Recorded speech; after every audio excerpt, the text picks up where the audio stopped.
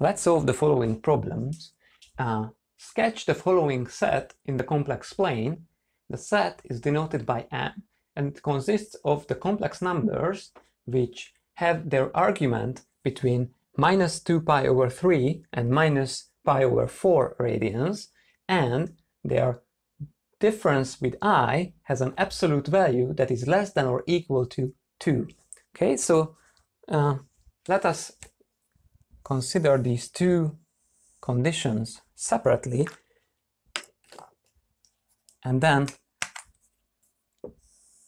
after sketching out the sets corresponding to these conditions, we just have to take the intersection of those two sets, giving us the set M.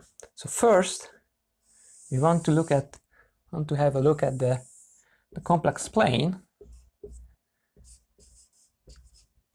and find those complex numbers which have their argument, their angle between the vector that connects them to the origin and the positive real axis be minus 2 pi over 3 radians, remember that's minus 120 degrees, and minus pi over 4 radians, remember that's minus 45 degrees. So what we need to have for this condition is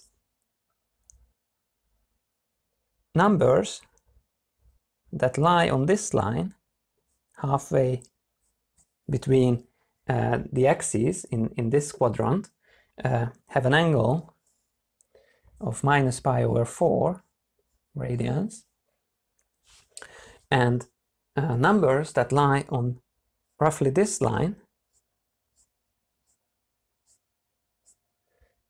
with this angle here being 30 degrees, that is pi over 6 radians, will give us a argument that is minus 2 pi over 3.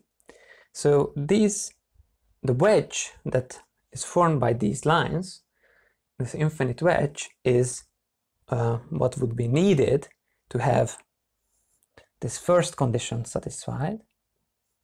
Okay, so it's this wedge. But we have this second condition as well, which tells us that we have to look at numbers whose distance from I is less than or equal to 2. Where are these numbers? Well, first of all, let's say that here is I, and that's what 1 unit of distance, that's 2 units of distance. So our aim is to have numbers that are 2 units of distance or less than that away from I. Well, that's just numbers on this circle of radius 2 centered at I, and also the numbers within this circle. So it is a closed disk that we have to look at. And finally, our set M is then the intersection of these two sets. So it is this circular sector, which is the intersection of the previous two regions. Next, use de Moivre's theorem to calculate the real part of minus root 3 plus I cubed. Okay, so first we have to consider this number, that is the number that we take the cube of, is minus root 3 plus I. This number has the modulus, that is root 3 squared plus 1 squared under the square root, that will give us root 4, which have the positive root 2. This is the modulus of our number, and the argument of z, well, we have to look at z if it has a negative real part and a positive imaginary part, then z shall be in the second in this quadrant, meaning that its angle is whatever our calculator will give us, if we input the arcus tangent of the ratio of its imaginary and real parts, that will give us angle that will be off by pi. So in fact, the angle for this of this number z is going to be 150 degrees or 5 pi over 6 radians. Okay, so this gives us z, our number, in its polar form, which is twice the cosine of 5 pi over 6 plus I times the sine of 5 pi over 6.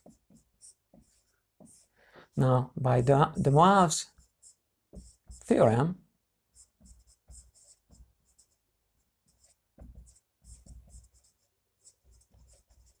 we can calculate the cube of this number fairly easily by basically taking the polar form of z, raising the modulus to its third power, cubing the modulus, and tripling the angle.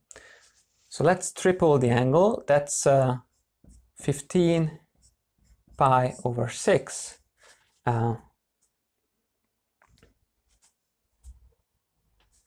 15 pi over 6 plus I times the sine of 15 pi over 6.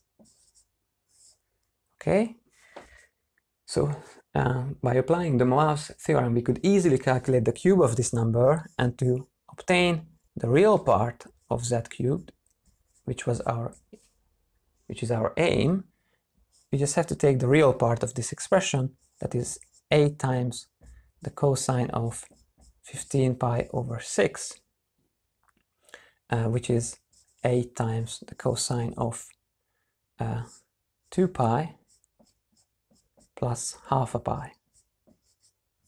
Okay, the cosine function is 2 pi periodic, so it's the same thing as saying the cosine of 8 times the cosine of pi over 2, but the cosine of pi over 2 is 0, so what we really have here is 0 for the real part.